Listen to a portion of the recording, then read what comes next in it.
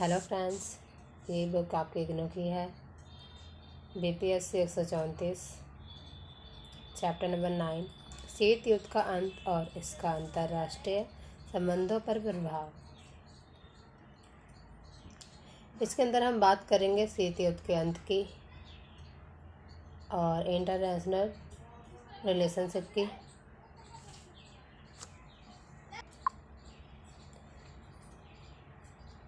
जब हमारा USSR का विघटन हुआ, इसके दो कारण थे। शीत युद्ध का विघटन दो स्तरों पर हुआ था।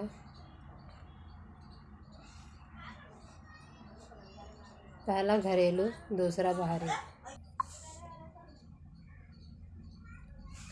पहले के दशकों के दौरान पालन की गई नीतियों के कारण सोवियत आर्थिक संरचनाओं में अधिक पैमाने पर विफलताएं थीं।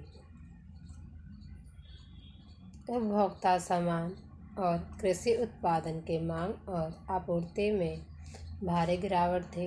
राज्य विभिन्न क्षेत्रों से बढ़ती मांग के लिए पर्याप्त रूप से आपूर्ति नहीं कर सका। ये तो आपको समझ ही आ गया होगा। शीत युद्ध की धारणा और सोवियत संघ की नीतियों ने उच्च सैन्य खर्च पर अधिक जोर दिया था ताकि संयुक्त राज्य अमेरिका और उसके पश्चिमी सहयोगियों की बराबरी हो।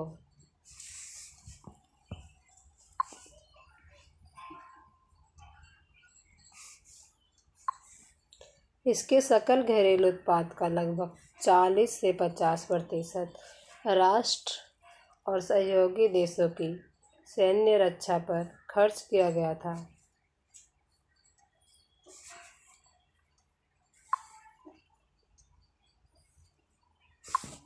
1991 में USSR का विघटन हो गया था।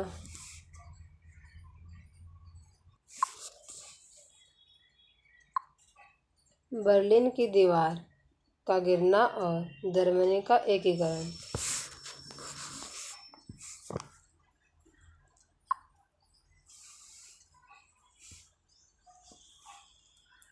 उन्नीस सौ नवासी में बर्लिन की दीवार का गिरना, जिसने 1961 से पूर्वी और पश्चिमी जर्मनी को शारीरिक और वैचारिक रूप से विभाजित कर दिया था। पश्चिमी जर्मनी, जिसे जर्मनी के संघीय गणराज्य के रूप में भी जाना जाता है, पश्चिमी गठबंधन व्यवस्था का हिस्सा था।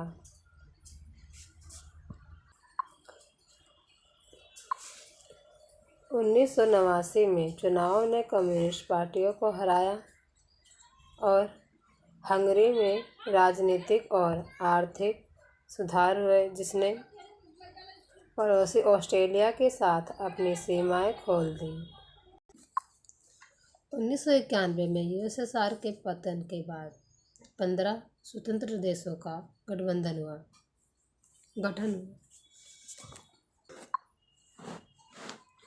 जब USSR का पतन हो गया, सोवियत संघ का पतन होने के बाद नए 15 देशों का गठन हुआ। उस देश के नाम है Armenia, Azerbaijan, Belarus, Estonia, Georgia, Kazakhstan, Kyrgyzstan, Latvia, Lithuania, Maldives, रूस, तजाकिस्तान, तुर्कमेनिस्तान, यूक्रेन और उज़्बेकिस्तान। ये वो 15 देश हैं जिनका सोवियत संघ के पतन के बाद गठन हुआ था।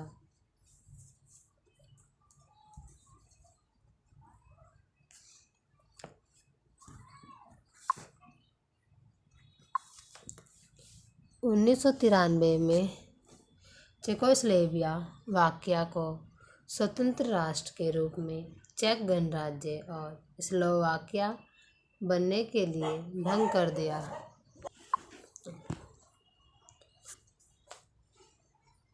रिस्ट्रेरिया ने 30 साल के युद्ध के बाद इथियोपिया से स्वतंत्रता प्राप्त की।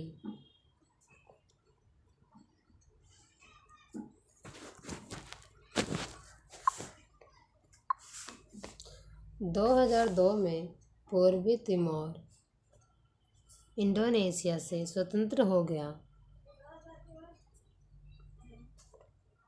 2008 में सर्बिया से एक तरफा स्वतंत्रता की घोषणा की।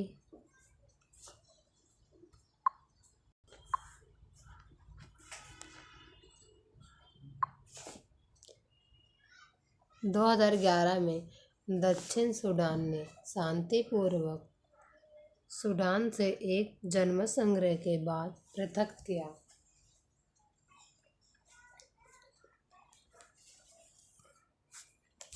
मध्य एशियाई क्षेत्र चीन के सिल्क रोड प्रोजेक्ट के केंद्र में है, जिसे बेल्ट एंड रोड इनिशिएटिव कहा गया है।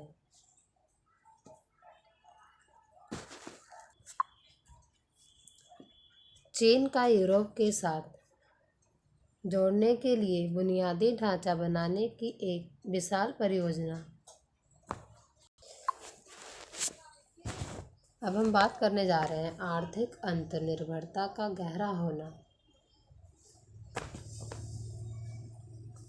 समाज और समाजवादी गुट की विचारधारा के पतन के अलावा आर्थिक वैश्वीकरण की प्रक्रिया के तेजी से बढ़ने के साथ हुई।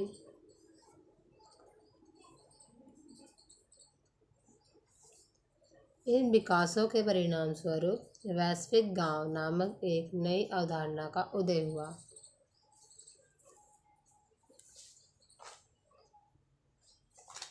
वैश्वीकरण के कारण अंतर्राष्ट्रीय संबंधों में नए तत्वों का उदय हुआ।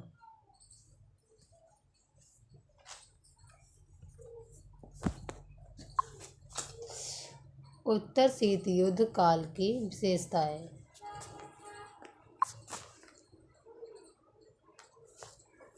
शीत युद्ध की अवधि अंतर्राष्ट्रीय स्तर पर अस्थिरता लाई। साम्यवाद के पतन ने एक शून्य पैदा कर दिया और विश्व को एक ध्रुवीय अमेरिका के साथ एकमात्र सुपर पावर और मुक्त पूंजीवाद और उदारवाद लोकतंत्र के नेता के रूप में रहने दिया।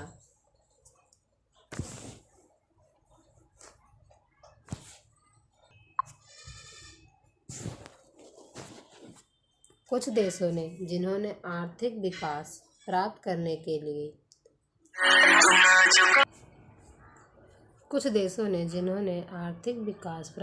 के लिए साम्यवाद या समाजवाद को अपनाया, बाद में उन्होंने पूंजीवादी विचारधारा को गले लगाया।